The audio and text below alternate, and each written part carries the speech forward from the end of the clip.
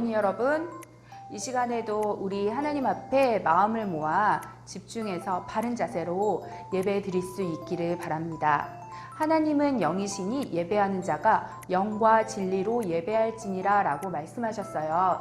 이 시간에 함께 예배 드리는 우리 친구들이 있는 자리에 우리 주 성령님께서 함께 하시며 이 예배를 기쁘게 받아주실 줄을 믿습니다. 같이 기도하겠습니다. 하나님 아버지 감사합니다. 무더운 날씨 속에서도 또 코로나가 많이 전염되고 있는 어려운 상황 속에서도 우리 어린이들을 지켜주시고 이 주일에 또 하나님 앞에 나와 예배 드릴 수 있는 귀한 자리를 허락하여 주셔서 감사드립니다. 비록 각 가정의 자리에서 하나님께 예배 드리지만 하나님의 은혜가 충만한 시간이 될 수 있도록 도와주시고 또 하나님의 말씀을 들을 때에 우리 어린이들의 마음속에 하나님을 향한 사랑과 또 깨달음, 결심이 있는 시간이 될 수 있도록 도와주시기를 원합니다. 하나님, 모든 영광을 하나님께 돌립니다.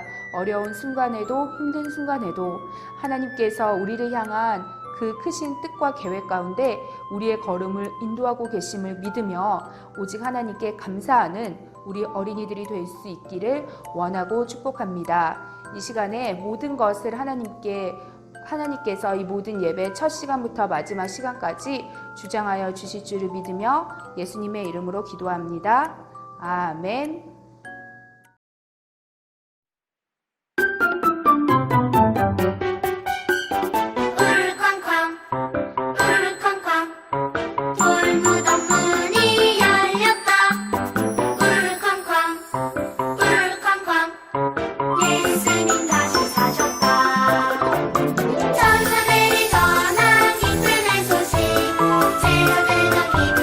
전하는 소식, 불말의 주님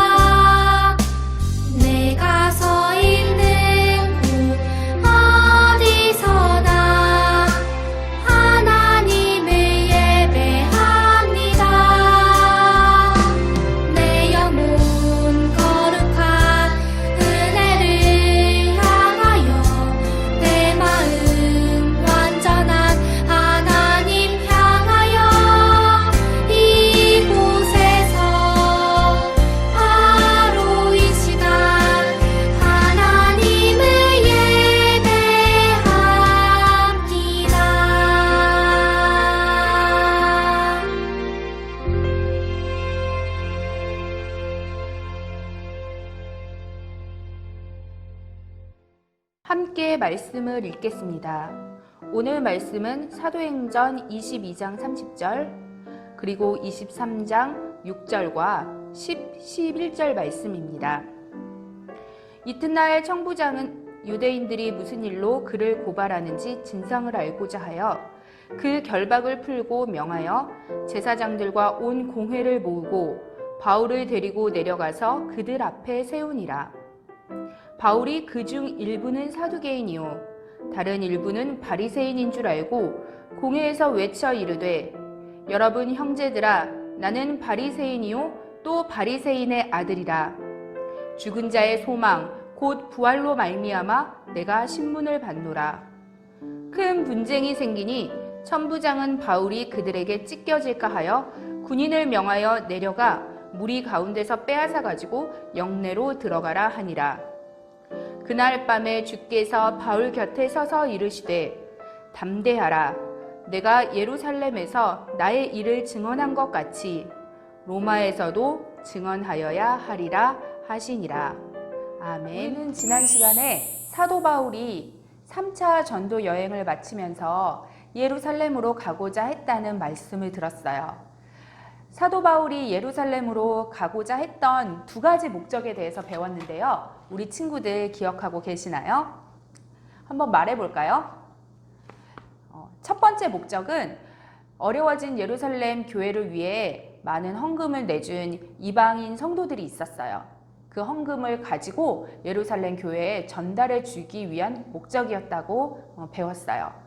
헌금을 전달해 주면서 바울은 하나님께서 이방인 성도들에게도 놀라운 구원의 은혜를 베풀어 주셔서 많은 성도들이 예수님을 믿게 되었다는 것을 전하고 싶어 한다는 말씀을 또한 들었어요. 그런데 그뿐만이 아니라 바울은 예루살렘을 거쳐 로마 그리고 그 당시 땅끝이라고 여겨졌던 서바나까지 가서 예수 그리스도의 복음을 전해야겠다는 큰 비전을 가지고 예루살렘으로 또한 걸음을 옮겼다는 것을 우리 배웠어요. 그 과정에서 바울은 자신이 기도하면서 또 여러 사람들이 바울에게 전해준 하나님의 예언의 말씀을 통해 예루살렘에 가면 큰 어려움이 기다리고 있을 것이라는 것을 알고 있었어요. 어떤 사람들은 바울을 말리면서 예루살렘에 가지 말기를 권하기도 했어요. 그렇지만 바울은 내가 어려움을 겪고 위험에 처한다 할지라도 이 복음을 전하는 일을 위해서 나는 예루살렘에 가겠노라고 말하고 결정했다는 것을 우리가 또한 배웠습니다. 바울은 하나님의 뜻이 무엇인지 분명하게 알고 있었어요. 하나님의 뜻과 나의 뜻 사이에서 우리 친구들은 무엇을 선택할 것 같아요? 바울은 어쩌면 안전하고 싶고 행복하고 싶고 편하고 싶은 그 마음이 자신의 뜻 안에 있었을지도 몰라요. 그러나 하나님의 뜻을 분명히 알고 있었던 바울은 나의 뜻을 하나님의 뜻 앞에 내려놓고 하나님께 순종하고 하나님의 뜻대로 결정하기로 선택했어요. 비록 죽음이 온다 할지라도 하나님의 부르신 뜻을 쫓아가기로 결심한 거예요. 자, 이제 바울은 예루살렘에 도착했어요. 예루살렘에 있던 수많은 예수님의 제자들, 성도들은 바울을 따뜻하게 맞아주었어요. 바울은 그들에게 이방인 성도들이 헌금했던 그 헌금을 전달했고 또 자신이 이방인들을 만나 복음을 전하면서 겪었던 일들을 말해주었어요. 이것을 들은 예루살렘의 성도들은 이방인들에게도 하나님께서 구원 얻는 믿음을 주셨음을 감사하며 하나님께 영광을 돌렸답니다. 그런데 여러분, 곧 바울이 예루살렘에 도착했다는 소문이 예루살렘에 퍼지게 되었어요. 유대인들, 특별히 아시아에서 온 유대인들은 바울이 복음을 전하는 것을 몹시 싫어했어요. 그리고 이들은 성전에서 바울을 발견했을 때 바울을 끌어내리고 그를 당장이라도 죽이려고 달려들었어요. 이렇게 예루살렘 성내에서 큰 소동이 벌어졌다는 것을 들은 천부장은 이 소동을 수습하기 위해서 나타났고 그는 바울을 데리고 사내들인 공회까지 가게 되었어요. 그곳은 바로 예수님께서 돌아가시기 전에 재판을 받으셨던 곳이었어요. 그러나 바울을 당장 재판하고 죽이자는 그 사람들의 울부짖음 속에서도 바울을 쉽게 옥에 가두거나 조사할 수가 없었어요. 왜였을까요? 왜냐하면 바울은 로마 시민권을 가진 사람이었기 때문이에요. 로마 시민권은 아무나 가질 수 없는 권리였어요. 그 당시 세계의 중심은 로마라고 여겨질 만큼 로마는 대단한 곳이었는데 이 로마의 시민이다라는 로마 시민권은 아주 특별한 권리였어요. 로마 시민권을 가진 사람을 함부로 잡아서 옥에 가두거나 얼렁뚱땅 재판해서 죽음에 넘길 수는 없는 일이었어요. 그렇기 때문에 사람들은 로마 시민권을 가진 바울을 잡아왔다는 사실에 두려움을 느꼈어요. 심지어 이 로마 시민권을 이 나라를 다스리고 행정을 유지하는 천부장조차 돈을 주고 샀는데 바울은 나면서부터 로마 시민권을 가진 사람이었던 거예요. 그래서 이 바울을 함부로 재판하지 못했고 바울 역시 나는 로마에 가서 재판을 받겠다고 주장하게 되었어요. 그러면서 바울은 자신들을 잡아온 사람 앞에 내가 나가서 한마디 얘기하겠다고 이야기할 수 있는 시간을 달라고 요청했어요. 천부장은 그것을 들어주었고 바울은 사람들 앞에 나아가 자신의 이야기를 하기 시작했어요. 바울은 예수님을 믿는 사람들을 잡아서 감옥에 가두는데 열심이었던 자기 자신이, 그리고 심지어 스데반 집사가 돌에 맞아 순교할 때 그 피 흘린 옷을 자기 발 아래 두었던, 그것을 주동했던, 그렇게 예수님을 믿는 사람을 미워했던 바울 자기 자신이 어떻게 예수님을 만나게 되었고 예수님의 복음을 전하는 하나님의 증인으로 사용받게 되었는지를 쭉 이야기하기 시작했어요. 여러분, 지금까지는 바울에 대해서 미워하는 마음을 가지고 있었던 사람이라 할지라도 이렇게 바울이 예수님을 만나고 변화된 이야기를 듣는다면 아마 하나님께서 주신 지혜가 있는 사람이었다면 한 번쯤 다시 생각해 봤을 것 같아요. 진짜 예수 그리스도가 하나님의 아들이 아닐까? 아니라면 어떻게 예수님을 그렇게 미워하던 저 사람이 변화될 수가 있지? 이렇게 생각해 봤을 것 같아요. 그런데 그 사람들은 죄의 눈이 어두워지고 생각이 어두워져서 그렇게 생각해 볼 겨를조차 갖지 못하고 오히려 바울의 그 전하는 말을 듣고 더욱더 바울을 미워하며 당장이라도 바울을 죽여야 한다고 달려들기 시작했어요. 그때 하나님께서 바울에게 지혜를 주셨어요. 바울은 이렇게 얘기했어요.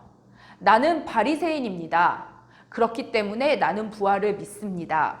나는 예수님의 부활을 전하기 위해 전하다가 이 자리에 끌려왔습니다. 라고 말했어요. 그 자리에는 바리새인인 사람들도 있었고 사두개인인 사람들도 있었어요.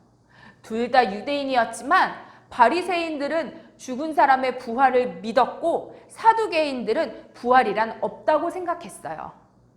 그런데 바울이 나는 바리새인입니다. 예수님의 부활을 증거하다가 잡혔습니다. 라고 말하자 바리새인들은 부활이란 있어. 저자의 말이 맞는 것 같아. 이랬고 사두개인들은 부활이란 없어. 무슨 소리야. 이러면서 그 바리새인들과 사두개인들 사이에 큰 다툼이 벌어졌어요. 그리고 그 사이에 천부장은 바울이 다칠까 봐 그 다툼을 틈타 바울을 데리고 나와서 군인들이 머무르는 곳에 안전하게 머무를 수 있도록 해주었어요. 바울은 이처럼 자신들을 미워하고 죽이려는 사람들 틈에서 예수님을 만난 은혜를 전했고 복음을 전하려 했어요. 물론 하나님께서 바울에게 지혜를 주셔서 큰 죽음의 위기는 모면했지만 그렇게 많은 사람들이 자기를 미워하고 죽이려 했던 그런 상황 속에서 바울은 얼마나 두렵고 무서웠을까요? 아무리 용기가 있는 바울이라고 할지라도 마음이 어렵고 두려웠을 거예요. 그런데 그런 바울의 마음을 아시고 그날 밤 예수님께서 바울을 찾아오셨어요. 그리고 이렇게 말씀하셨어요. 용기를 내어라. 네가 예루살렘에서 나를 두고 증언한 것과 같이 로마에서도 증언하여야 하리라 라고 말씀하시며 바울을 위로해 주셨어요.